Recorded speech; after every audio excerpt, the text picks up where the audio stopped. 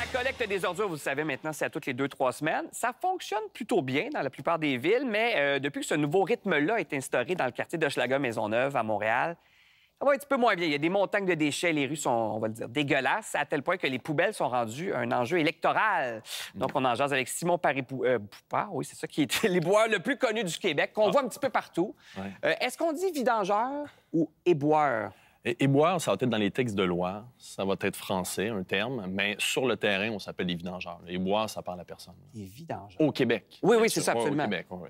Qu'est-ce qui se passe dans Hochelaga-Maisonneuve? Parce que pour être passé récemment, c'est vrai qu'il se passe quelque chose sur les trottoirs. Non, mais pas tant que ça. Parce qu'en fait, je vous amènerai dans des... On va passer la bonne journée. Oui, peut-être. En fait, il y en a un peu partout, tout le temps, vous me direz, des déchets. Mais c'est la même chose, j'irais dans des quartiers à Saint-Michel, Montréal-Nord. Outremont a le même problème aussi.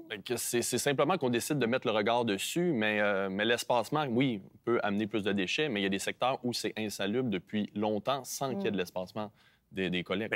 Hochelaga, Maisonneuve, moi, j'ai le Trèfle, qui est une taverne irlandaise. Oui. C'est un resto. Puis de passer aux 2 semaines, c'est tough à tabarouette pour nous autres. Là. Je veux dire, on fait tout. Là. On récupère, on fait tout, mais on est obligé d'appeler une firme privée pour venir... Ça devient beaucoup de gestion, comme une charge mentale de plus. Oui, puis le monde, vu que ça passe pas souvent, le monde vient de mettre leur truc chez nous. En plus, tous les voisins viennent mettre ça chez nous. C'est vraiment compliqué.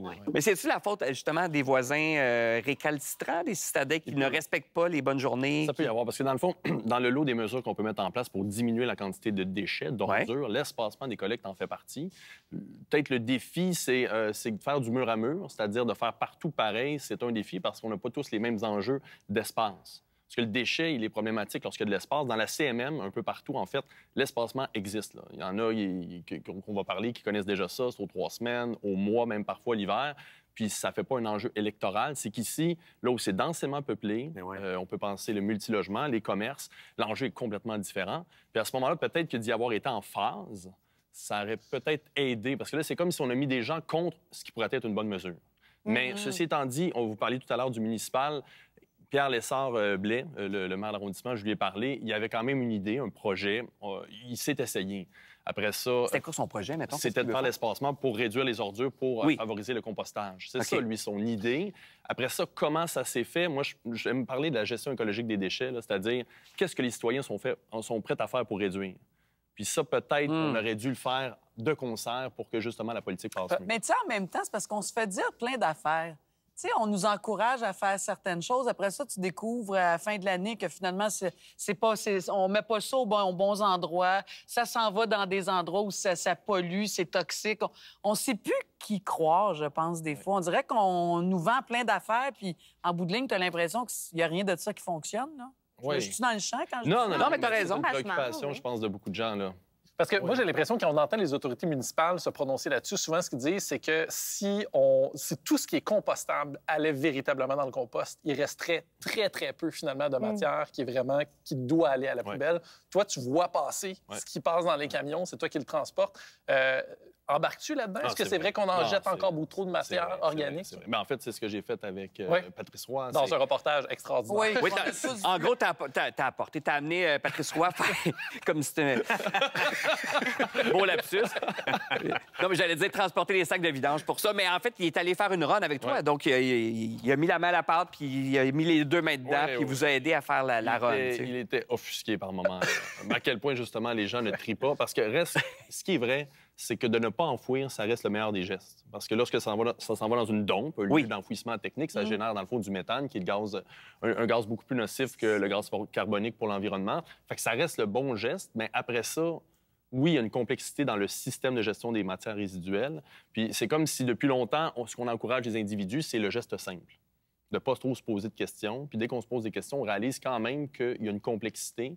Cette complexité-là, peut-être, devrait être mise de l'avant pour favoriser les gens à faire des meilleurs gestes. Mais tu sais, c'est quand même fascinant parce que tu te dis, tu sais, on va sur la Lune, mais on n'est pas capable de gérer nos poubelles. Comme, tu sais, l'asphalte.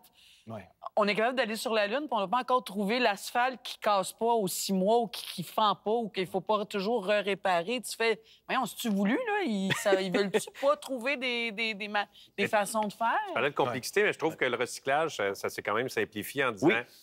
C'est juste les emballages. Beaucoup plus simple. C'est vraiment plus simple. L'autre solution, ce serait de mettre des bacs transparents, puis là, on swatcherait toute la gang. Ah mais oui. ça...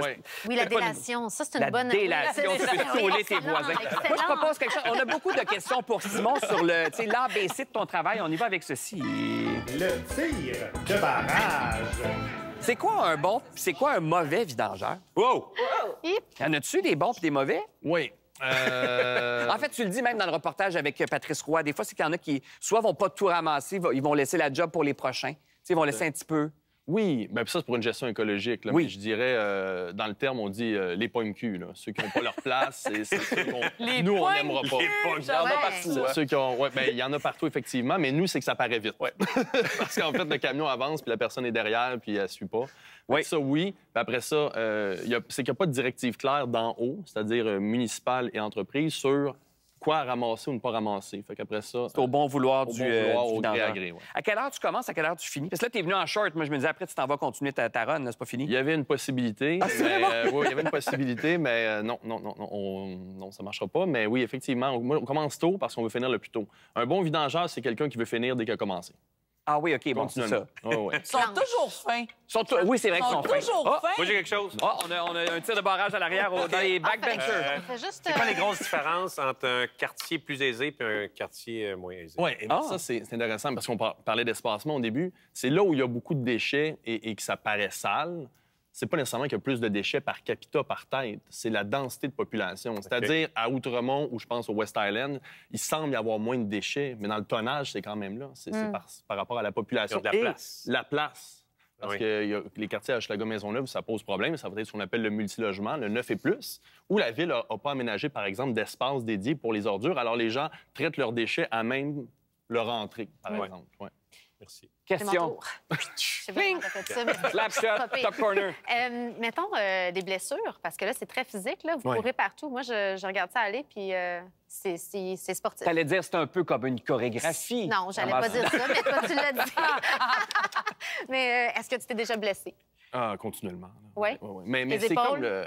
Non, les épaules, c'est pas si pire. C'est les jambes. Là. J'ai une entorse à la cheville, présentement. J'ai des entorses lombaires. Fait qu'est-ce que tu fais? Une petite Advil, puis on y va Oui, pareil? on continue. Mais c'est comme le sport professionnel. Là, on va dire à la personne qui fait son marathon, on continue, même si tu as un peu mal à la cheville ou à l'orteil. Ça va être un défi, un challenge de continuer malgré la blessure. Puis ce que je dis, je sais que la CNSST ne serait pas d'accord. Mais vous avez du sport un peu physiquement? Est-ce que vous avez des Moi, physio? après ça, tout sport que je fais, c'est facile. Là. Je cours 2 heures au soccer, il n'y a rien là. Parce que tu cours 8 heures ou 6 heures ou 5 heures. C'est clair. Cool, c'est vraiment, pour moi, c'est une opportunité. Ben oui. Moi, j'en ai un. Cling. L'hiver approche. Oh! On ne sait jamais trop où mettre ça l'hiver quand il y a des bancs de neige. Qu'est-ce qu'on peut faire pour vous aider l'hiver? Bien, on parlait de l'espacement. Bien, pas l'espacement, les espaces dédiés, il n'y en a pas. C'est le défi de Montréal. On dit que Montréal n'a pas été fait pour autant de chars, mais pas pour autant de vidanges. Donc, effectivement, c'est un enjeu que les citoyens ont, mais aussi, dans le fond, je pense aux déneigeurs qui me disent souvent qu'ils ramassent avec la déneigeuse des déchets. Des poubelles. Des poubelles. Donc, oui, je pense qu'il y aurait un défi aux autorités municipales. Puis je pense à Dollars des Ormeaux qui le fait. Ça va être dans le rond-point que les gens vont amener leurs déchets. Ah ouais? Oui. Fait qu'on peut innover dans la gestion de matières résiduelles, mais présentement, disons qu'on ne le fait pas du tout. Mais Donc, toi, à même place, tu peux envoyer les pommes cues. ça, c'est vrai, ben oui.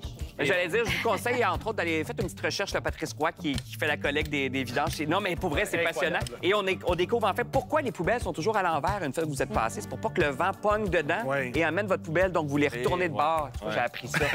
Et l'excellent livre, pour vrai, c'est vraiment passionnant. Ordure, journal d'un vidangeur. C'est pour ça que je disais que c'est le plus connu au Québec parmi tous les vidangeurs. C'est à cause de ce livre-là, c'est disponible en librairie. Et c'est passionnant. Merci, Simon. Ah oui, c'est vraiment très, très bon. Merci.